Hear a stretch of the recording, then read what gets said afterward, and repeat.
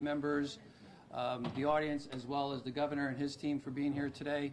And what we wanted to do was talk a little bit about our transportation and transportation infrastructure needs and the growth of our economy and the issues that we're facing as a state and what it is that we need to do to make sure that we invest properly in our infrastructure. So as we've been moving forward in our Transportation Committee, myself along with my co-chairman, Representative Lamont, and members of our Transportation Committee and other folks, we've had a few public hearings. There's several bills that are out there in reference to tolling for providing much needed revenues for our infrastructure. There are other ideas as well. And the goal of the Transportation Committee was to make sure that we had a fully vetted public hearing to discuss all the issues that were brought forward, trying to craft legislation that took into all the comments, concerns, and issues that are in regards to transportation and how we should fund the infrastructure going forward. Obviously, the Democrats, we have a tolling proposal out there so that we can have a dedicated revenue stream, find the funding that is necessary for long neglected issues that the state has been facing. The committee has come up with 3 different versions of a bill for tolling. Within those different versions are different ideas. Our goal as a committee is to make sure that we can start to narrow down all the issues that we agree on, negotiate the things we still are currently working on to finally have a finished product so that we can fully vet that on the floor of the House and the Senate for the hopeful eventual passage by our governor. So many voices still need to weigh in on what we need to do. There are still concerns out there, so we are still working in progress, but we're doing it in a way that we are trying to address everything that's necessary. One of the things that I think we can all agree on is that doing nothing is not an option. We all agree that our roads and our infrastructure, our rails and our buses need the proper investments. Where there is disagreement is how we do that. But that shouldn't stop us from moving forward. And the growth of our economy and the infrastructure that contributes to the growth of that economy is too important for us to not address the issues that the state faces. So it's with that we are here today to make sure that we continue this conversation, that we put a fine point. It's not on one issue that tolls is the only answer. This is about a bigger picture. How do we grow the state of Connecticut? How do we make sure that we have proper funding, not just for our infrastructure, but we have proper funding in our other obligations in the general fund, and we don't crowd out funding that's necessary there for all the other issues that the state of Connecticut has to address. So we're trying to be thoughtful. We're trying to address everyone's concerns. I'm sure there's going to be some disagreement along the way, but that shouldn't stop us from trying to do what is right from a policy perspective for the state of Connecticut. So our hope is to do just that, to continue this conversation, try and craft legislation that we can all agree on. We want something that we can do for the benefit of our state. We want the House to be supportive. We want the Senate to be supportive. And of course, importantly, we want our governor to be supportive so that we give him the tools to make sure that he and all of us can be successful going forward. So let me stop it there for a moment just to give my co-chair a chance to weigh in. And again, I want to thank all our members that are here. And then we'll open it up for a few questions after a few of the speakers finish up. With that. Thank you, and thank you everyone for coming out today. And we have this great moment where we can say something positive. Republicans and Democrats all agree that Connecticut's transportation infrastructure needs significant investment. We saw that through the committee process in which scores of bills were introduced by Republicans and Democrats alike, talking about the investments we need to make in rail, roads, and bridges. We saw that with the release, finally, of Prioritized Progress. The transportation plan that the Republicans have been talking about for months was finally drafted a couple weeks ago and was released, and folks have been talking about it. And in that, they recognize the $30 to $60 billion worth of transportation infrastructure needs that need to happen in the state of Connecticut. So we know that it needs to happen. We all agree that investment in transportation is core to our economic future and our state's full potential. But that's about where we end the agreements, and we quickly move into how we pay for it. So if we all agree that it needs to happen, the question then becomes, how do we smartly pay for it? The proposal that we were working on between the House, the Senate, and the governor's office would have a dedicated transportation revenue stream with probably $800 million per year put specifically into the types of projects that will grow our state. Now, what does the Republican Prioritized Progress Plan do? It shortchanges literally every aspect of state government. It would crowd out school construction funds. It would crowd out brownfield remediation and economic development. It would crowd out clean water investments. And we barely have enough to make the smart investments we need to make over the next couple of years.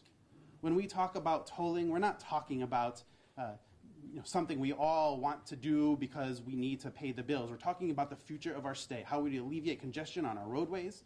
How do we provide world-class transit options to our commuters and our businesses? When we talk to chambers of commerce and local business owners, this is the issue they talk about, how smart transit investment makes our state grow. We all agree on that one point. So if we can agree on that, then we have to just start talking about how we fund it. And Prioritized Progress is probably the least responsible economic development plan you can possibly imagine. It's about $10.5 trillion in deficit when you add up all of the authorizations inherent in that bill. There's no guarantee that any of those projects will ever happen because it will crowd out every other bonding aspect, and you'll be forced to fight out every issue, every bridge in this legislature, and balance it against every other priority that we have as a state. There's a more responsible way to do this. Allowing 40% of our transportation infrastructure costs to be paid for by out-of-state residents who are driving on our roads every day is the right choice for paying for our needs. The future is going to happen. It's going to have to be paid for. The tolling proposals before us, for the first time, allow us to make the necessary investments we need and have out-of-state residents pay their fair share. So I'm proud and excited to work with the governor and the Senate as our House representative to make sure we have a proposal that the general public can feel is sound, smart, it's protected, and makes the strategic investments we need. Thank you all. And Mr. Governor. Hello, everybody. Legislators, hey, we worked really hard on those graphics there, by the way. We don't need them. And Carlo and Roland, let me just start where you left off. I mean, I got elected, I started serving about 90 days ago. I said I was going to bring people together. And I think on this issue, you now see how important bringing our transportation system into the 21st century is. The Republicans have a plan. The Democrats have a plan. Labor and business are on board with this. Young people trying to figure out whether they want to make Connecticut their home. They know that this is key to the economic future of the state, is getting our transportation system fixed. That's public transportation, roads, bridges. And you see this reflected not just a prioritized borrowing plan, but also in terms of the 3 bills that are coming out of the Transportation Committee. And that shows you the energy we have behind that. And there's some things we're going to do this as we bring these 3 bills together. There's one of these bills, I guess, has something about these things are going to be automatically agreed to in 15 days if there's not a vote. That's not going to happen. This is something I want each and every one of you on board with. I want this fully deliberated in the legislature. I want us to go forward arm in arm, knowing how important this is and how we have to pay for this in an honest way. Our bills have other things in common. I know we have said very clearly that there will not be more than 50 gantries. And that's important because, there's measles outbreaks all over the country right now. And I've also seen something called the measles map, which maybe some of you have seen in these anti-tolling rallies that have just hundreds of little red dots, like there's going to be a gantry at the end of every street corner.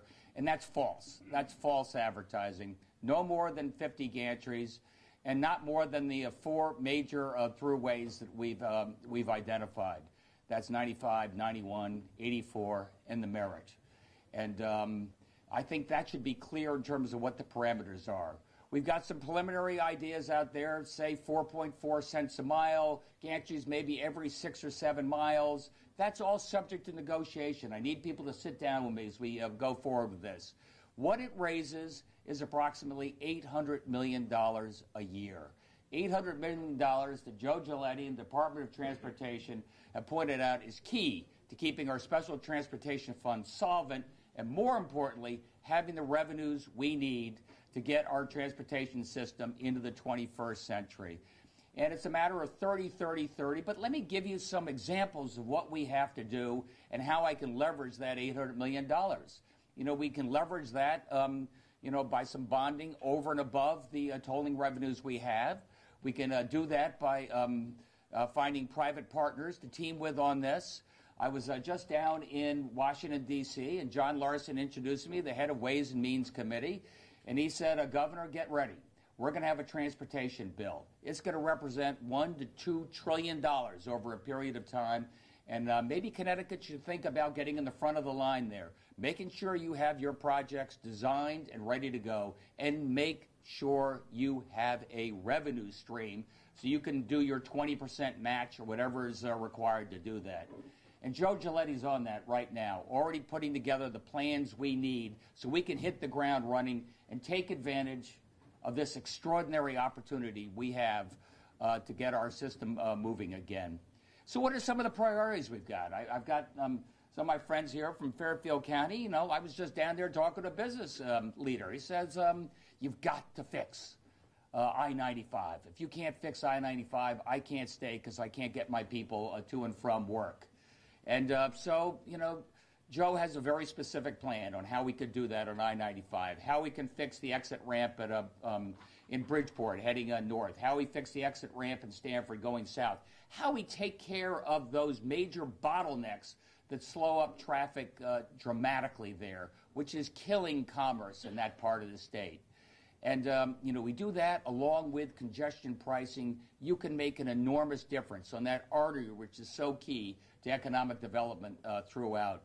You go further afield. You go to Waterbury. You've seen the Mixmaster. Some of us were there on a really snowy day talking about what it means to fix the Mixmaster. It's a question of public safety.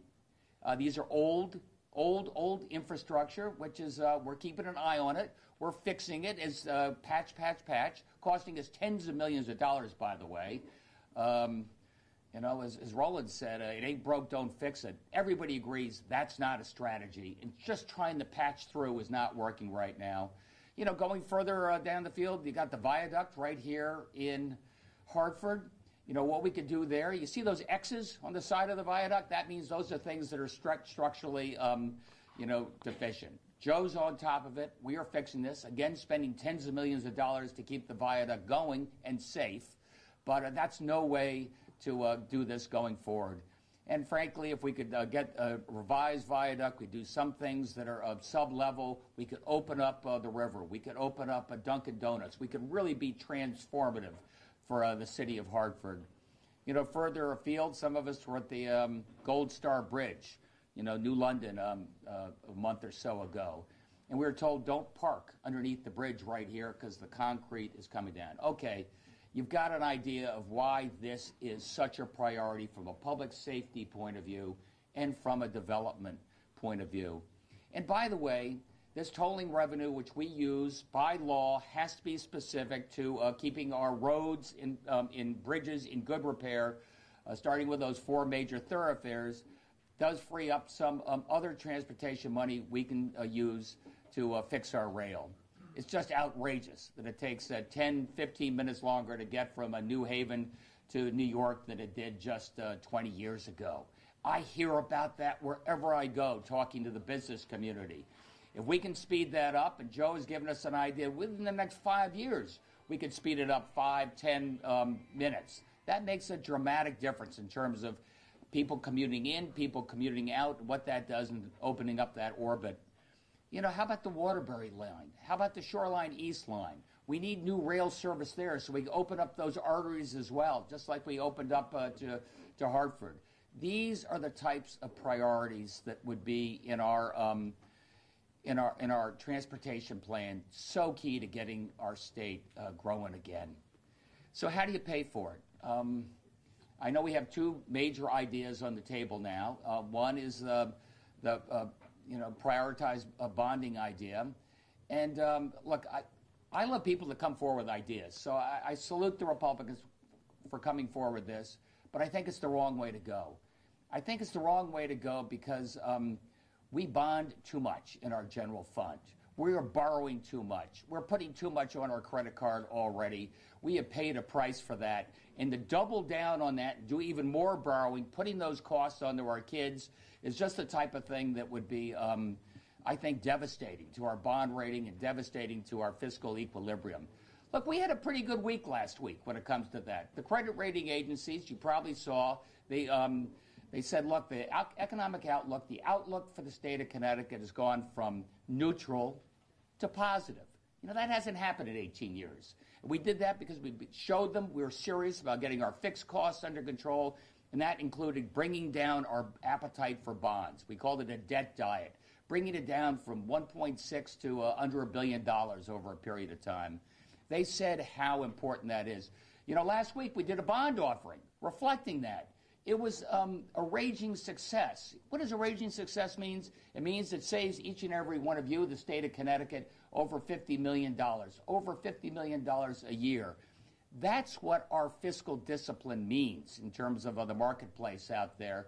And I got to say, if you just think we're going to load on another $700 million a year in bonding on the general fund, that takes us in the exact wrong direction. And by the way, that bonding, as the note over there says, that's about $600 million a year you'd be paying on interest on that in the out years. And it's worth remembering, out-of-staters don't help you with that. Out-of-staters won't pay 40% of that. You and your kids will pay 100% of that. It's the wrong way to go. So we've come forward with our plan that calls for electronic tolling. And let me address some of the issues, because I've heard them. I talked about, you know, the measle map, and I've tried to be very clear about how we do these gantries, how few they are, what we can do about them, where they would go. We can talk about that. I've heard it's going to take 6, 7 years before you can get these gantries up. And what do we do in the meantime? That's nonsense. I was down, I talked to Elaine Chao, she's Secretary of Transportation, and she gave me a great deal of confidence that she would be able to accelerate the approval process for us to get the gantries up in less than half that amount of time. Okay, that's still not good enough. That's still, say, 2, 3 years away. You know, what do we do in the meantime? Once we get approval to get these gantries up, once they know that we're going to be able to do our electronic tolling, we can borrow against those anticipated tolling revenues. What that means is, without burdening our general obligation bonds, doing it over on the transportation fund, we can get money now to start putting into transportation to accelerate over and above what Joe has done in terms of you know, the maintenance budget that we have in place that keeps our system safe. The tolling, as I pointed out, it's worth noting that 40%, you know, that's $320 million a year comes from out-of-staters. And I'm happy to subsidize Andrew Cuomo. I'm not really happy about it, but I do subsidize Andrew Cuomo's roads and Charlie Baker's, and it's time for them to help contribute as well. These are all reasons that this is so important. The other big objection I hear, and this one really rings true to me more than anything else, well, 2 things. One, just cost. Connecticut, can you deliver this stuff, you know, on budget at a reasonable price? You know, we're sort of doubtful. I hear you spend more per administrative mile than anybody else, and you know, Joe has pointed out to me, don't believe these nonsense studies. They're comparing our 4-lane, 8-lane, you know, 7-lane highways with, you know, single-lane roads. So you can't compare this. But more importantly, we got to do a better job of holding down our costs and giving you, the taxpayers, confidence that your money is being well spent.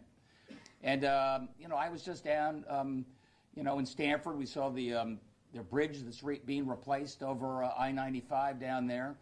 And I was remarked, they assemble the entire bridge off-site. What that means is 2 things. Where in the old days, you would have had to rebuild the bridge, you know, over the I-95. It would have taken a year of shutting down that bridge. Now they're going to replace that bridge in 2 weekends, north side and then the south side in consecutive weekends. And the project manager said, this project would have cost us twice as much money just a generation ago. So I know you're skeptical about government, but I want you to believe that we've got the team in place to make sure we're doing this as efficiently as we can. And by the way, you know, I'd like the opportunity for the private sector to step in on this as well. There's a possibility that we use P3s, public-private, to do this as well, where they take the financial risk. So I've got to give you confidence in terms of how your money is being spent and what it means to the future of the state of Connecticut. One last objection, which I think is the truest of the objections, and that is that we are a state that we have a middle class that's gotten slammed over a generation now, and they're paying a lot of money, and they feel like folks are falling behind. And come on, Gov, you know, I know we got to fix the transportation. I know borrowing is not the way to do it, but I don't know if how I can afford to do that. And that is the one thing that rings with me. And I've got to sit down with folks and find a fair way to do this.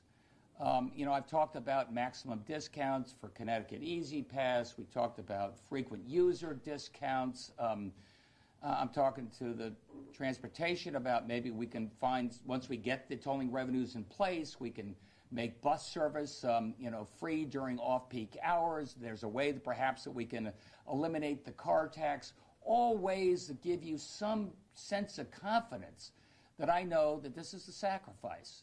And it's really easy to be against, you know, be against something that asks people to sacrifice. But it's that important to me. And I'll just leave you with, you know, a lot of people say, Gov, why are you putting so much of your political capital here? You know, it's not going to be very popular. You're asking people to do more. They're already doing a heck of a lot. And I just got to tell you, I can't think of anything more important for the future of this state than to, A, get our transportation system upgraded and do it in a fiscally responsible way. And I haven't heard any other alternatives that make a dime's worth of sense. And you give me the privilege of being your governor, you know, and I'm going to do everything I can. I'm not going to leave anything in the battlefield to make sure we get this state moving again, have you confidence in the state and confident that we have a budget that's, you know, is getting the job done. So thank you so much for the opportunity to be here with you all. And what do we do next? Thank you, Denise.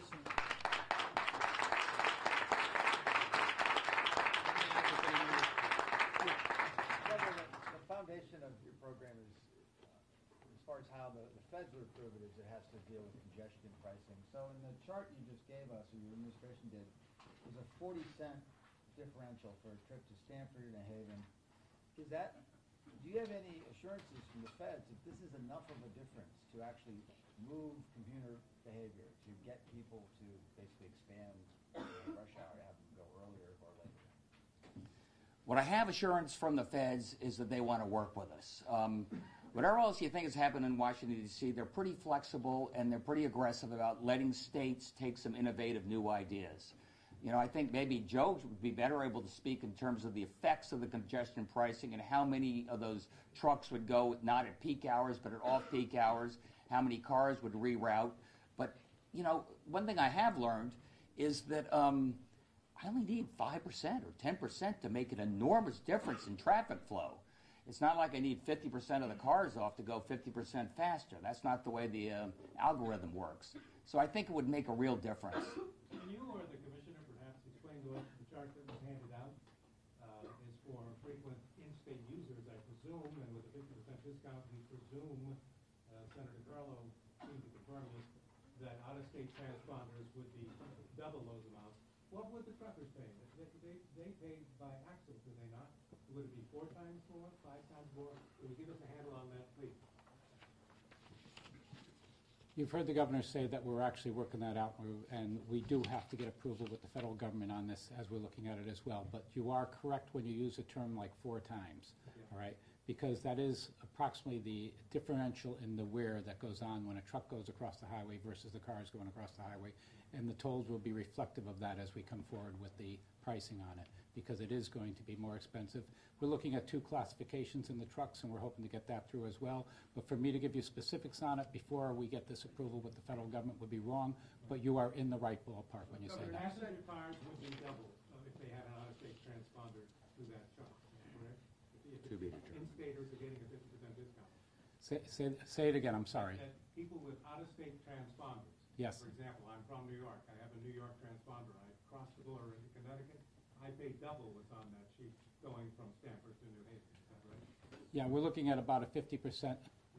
Well, no, let me correct that, because what we're saying is it would be a 50% reduction if you are a regular commuter. okay? There's a 30% reduction that we're looking at for a Connecticut resident and another 20% if you are a regular commuter on it. So that would be the difference. So you're again, you're close to saying it correctly, but we're dealing right now in looking at it from the standpoint of what we're projecting and what we're saying to the federal government is what we can put out there that will cause this type of mitigation for the traffic. For the average commuter, is it going to be a 50% discount? Because previously, I think when you spoke to appropriations, it was going to be 30% for the average Connecticut resident and an additional 20 on top of that. So is that when it says average of 50, is that what you're referring to?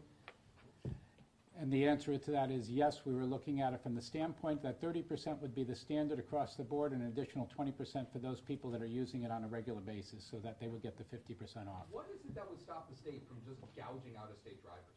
Charge them like 300% more than Connecticut residents. You know, it's the same argument. You know, do we want to have that same thing going on with other states? Okay, when we're going across into their borders. No, why not? Because think about it. All right, right now we need a partnership with New York.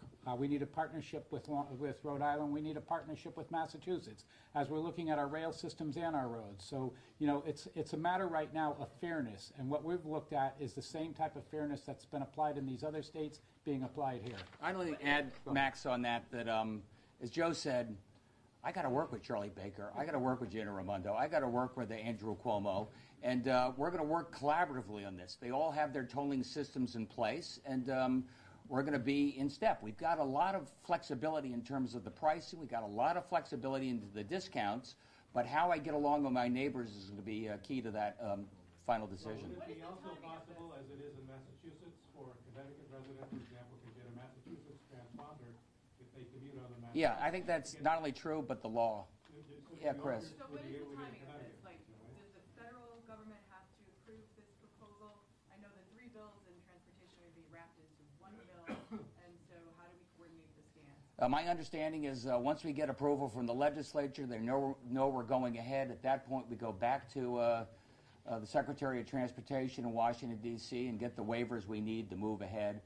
And I'm told personally by her that we can hopefully do that on an expedited basis. Okay, but how will the approval, because obviously you've got to work these things out.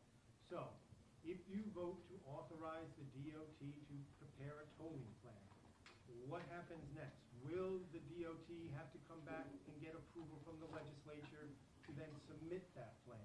Or, if a plan is submitted and then approved by the feds, would it have to come back for a final vote in the legislature? Just exactly how do you guys envision? I sure hope not. I mean, this is a lot of work getting this first vote done, to tell you the truth. And I'd like to think we got a really good DOT. We've laid out the parameters. We said how many gantries are going to be, what roads they'll be on, or certainly what they won't be on. And then I would allow the experts to work on this. But, you know, I got some heads of transportation around me. You know, maybe they have a different point of view. Well, that's what I'm trying to get at. There's some significant differences between your 3 bills that have to be worked out. And one of them you just said. It's going to be one bill. We're going to work together on this, and we're going to have that ironed out very soon. This automatic deemed approval language, and it seems that's not going anywhere. That's not going anywhere. That's not democracy. Governor, I hear from a lot of people that they're concerned that the price, there's no guarantee it won't go up. And if they agree to 4.5 cents now, what's to say that in a few years from now that you won't raise it? What do you say to them? I say I won't raise it more, period. But more importantly, come to the table, Republicans. Come to the table. You know, if you have concerns that we're going to, you know, use this as a slippery slope, say we need a 2/3. We need a supermajority. You can only raise it if something happens. I mean, I'm all ears, and I understand the concern that what people say. But I think we can address that through a tough language in our law. Governor, can I go back and prioritize progress for a minute? Yeah. The Republicans want to take about $600 or $700 million a year, you know, from geo-bonding and move it over. Coincidentally, that's about the same amount of bonding that you would like to stop seeing authorized in your debt diet. You heard from Representative Lamont that the Republicans' proposal would crowd out every other bonding aspect. That it's going to choke off school construction, clean water projects, how convinced are you the Democrats standing around you are going to support your debt diet, which based on math would do the exact same thing that, excuse me, Representative Lamont says prioritize progress would do? Well, first of all, I tell you that everybody stood up and cheered when I said we have to go on a debt diet. That was one of the few bipartisan things we had. So I think we've got to stick to that. And you heard from the rating agencies how key that is to their look at the state of Connecticut. So let me just finish, though. So now I got to see what the prioritized progress deal is. I mean, is it going to be $700 million over and above what we're currently doing? Or are they going to skinny down and force out schools, force out water, like Roland was saying? I don't have a sense of that, but both are bad options. Once we either are putting more and more on our credit card, which everybody knows is the exact same addiction that got us into this problem over the last generation, or we're shortchanging everything else that's so key to economic growth. Bond authorizations, and we have plenty of authorized bonding and allocated bonding that's never been issued, but both eventually stop the bonding from going in. Here's my bonding expert. Okay. It's an excellent question, and look, as the governor has indicated, the plan that he's put forward starts with right-sizing expectations on authorizations, right? And so therefore what you're seeing is $1.6 billion on average authorizations being scaled down to about $1 billion. But in any event, to implement the debt diet, we need to control what actually gets allocated. And under this fine governor, we are going to do exactly what he's indicated, and that is prioritize allocations. We will continue to support school construction. We will continue to have the clean energy improvements. We will continue to support housing. It will be more restricted. But what we are not going to do that differs from the prioritized progress or bonding is that we are not going to slap an additional $700 million on average per year into the general fund, the debt service of which our governor has already indicated by 2029 is $600 million, and our taxpayers are going to pay 100% of the cost.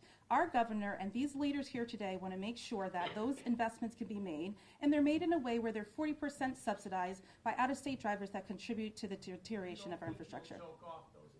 I do not. I do not. We have a solid plan. We believe that it can be sustained, and we believe that the priorities will be met. How solid, Governor, how solid are these numbers that you handed us out on this piece of paper here? How solid are these numbers on the actual cost, and will these numbers be in the bill so that they can't be changed later? Will the legislature vote on these exact toll rates that you've handed to us here? Well, that's a good question. I want people to the table. You know, we've got flexibility. We put in 4.4 cents. We put in, 6 to 7, every 6 to 7 miles. I'm happy to negotiate this. If there are ways that you have that make this more palatable, make this more acceptable. But as I said in my budget address going back a couple of months, I'm all ears. The door is open. It's a big table, but the numbers have to add up. Let me see. Did you want something to add there? Yes, Governor. Well, on the question about the bonding, the toll revenues would go directly into STF. They would go directly into the lockbox. Those would be dedicated revenue streams for future revenue bonds for transportation. They would not be general obligation bonds. It would be the bonds that would be crowded out for school construction, economic development, and so forth. So you would have a dedicated revenue stream for transportation, not GO bonds, which then crowds out those other issues.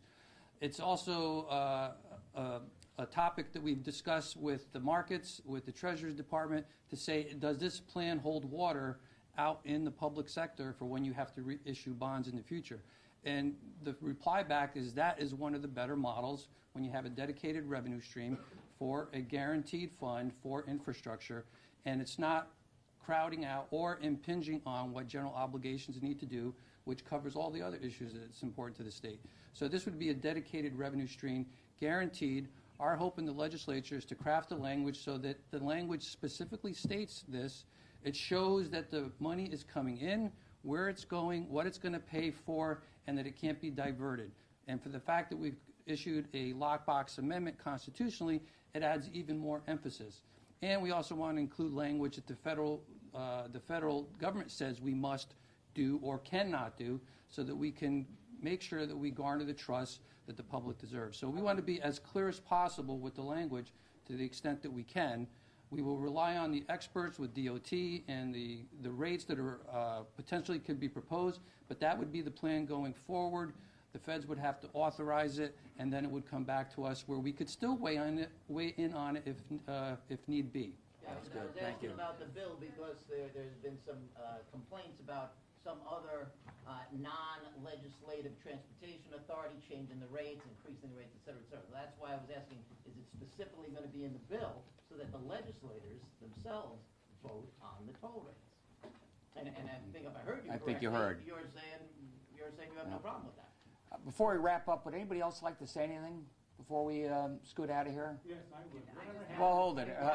I know you would. You mentioned securitization. So is securitization a done deal, or is that still subject to negotiation in the overall bill? You know me, I'm happy to talk about that with anybody. I think you'd be absolutely crazy not to take some of that money up front and put that to transportation until we get the tolling done. People have been concerned what happens over the next 2 years. Well, that's one of the answers. Real money up front, not secured against the taxpayers, secured against the users of our highways. Everybody, thank you very much. Appreciate you being here. Thank you. Now I get to work. I don't know. I will.